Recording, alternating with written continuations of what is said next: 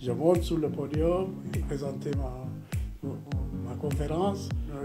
Monsieur, il n'y a pas de problème. Il n'y a pas de problème technique, vous savez. J'ai dit, il y a un problème technique. Il croyait que j'allais vérifier le micro. Je dis non, je viens parler.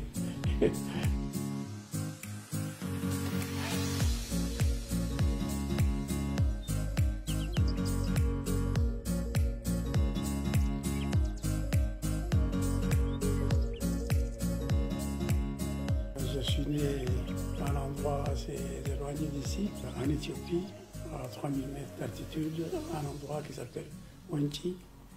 Il n'y avait pas de route, il n'y avait pas de voiture, pas d'école. Et comme perspective de vie, il n'y avait pas beaucoup de choix.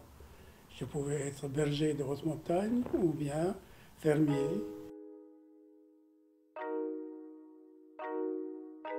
J'étais à la vraie école, l'école de la vie, l'école de la nature, parce que je pouvais faire beaucoup de choses que les enfants dans une ville ne peuvent pas faire. Comprendre les bêtes et voir le changement de climat, et les montagnes. Vers l'âge de 10 ans, j'ai perdu un frère qui avait 21 ans. Et son état s'est dégradé, il est mort. Et alors pour moi, c'était quelque chose d'absolument inacceptable.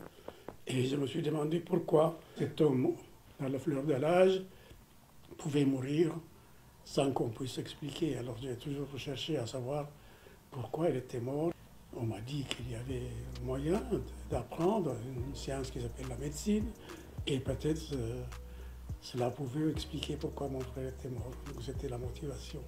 Et à 12 ans, je pense avoir fait le tour de tout ce que je pouvais apprendre. Et des personnes qui sont venues de la grande ville, à 150 km de là, m'ont dit qu'il y avait une école structurée où on pouvait apprendre à lire, à écrire. Et donc j'ai quitté mon milieu rural, mes parents, mes montagnes, mes bêtes. Et je suis allé à Addis Abeba, la capitale de l'Éthiopie, pour commencer l'école moderne.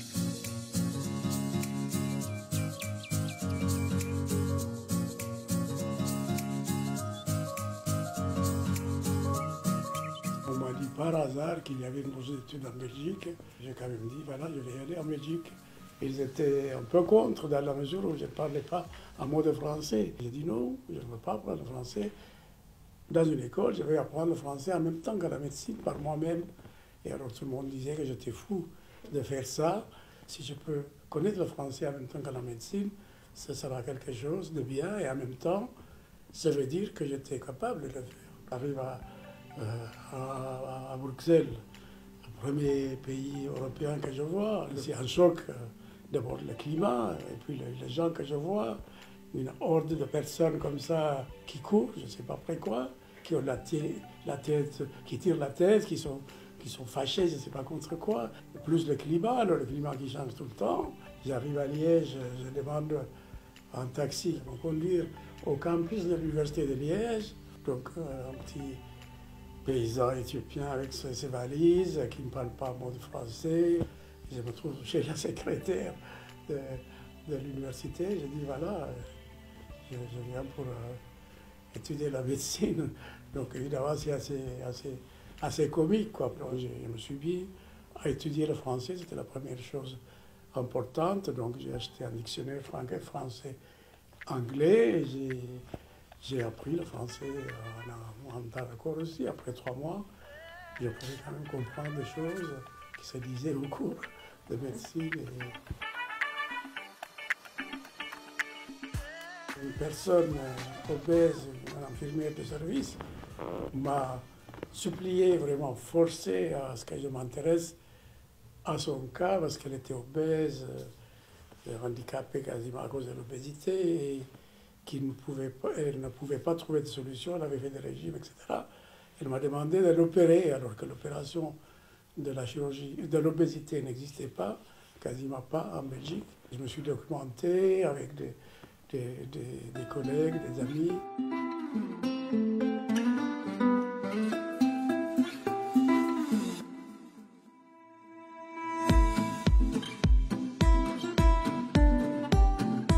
Un chirurgien du centre hospitalier de Huy, précisément, a mis au point une technique très particulière, une opération à l'estomac guidée par l'intérieur au moyen d'une caméra de télévision.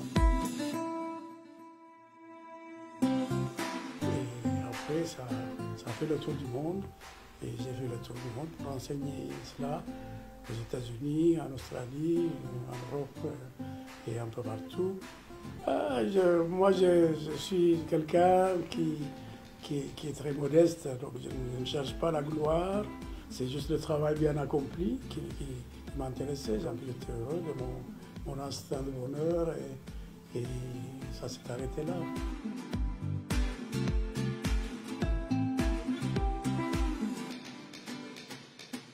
D'abord, Belachev, donc ça a une consonance soviétique, plutôt slave.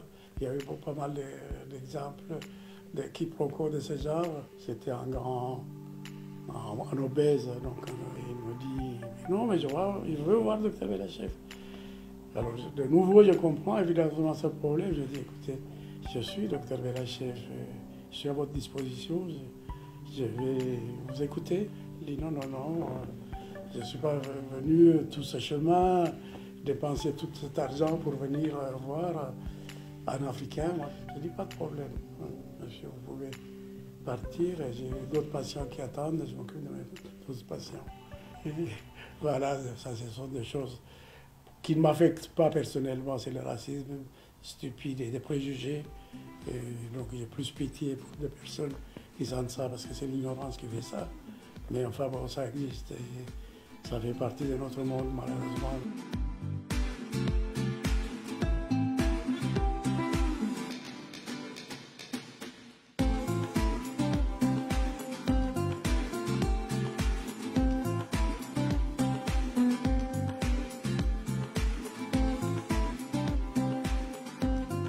J'ai un bonheur inestimable pour moi-même. Donc, on doit aider quelqu'un qui est dans le besoin. Je pense qu'on en tire beaucoup de bénéfices soi-même, de bonheur. Il faut essayer de leur dire que tout est possible si on a de la volonté.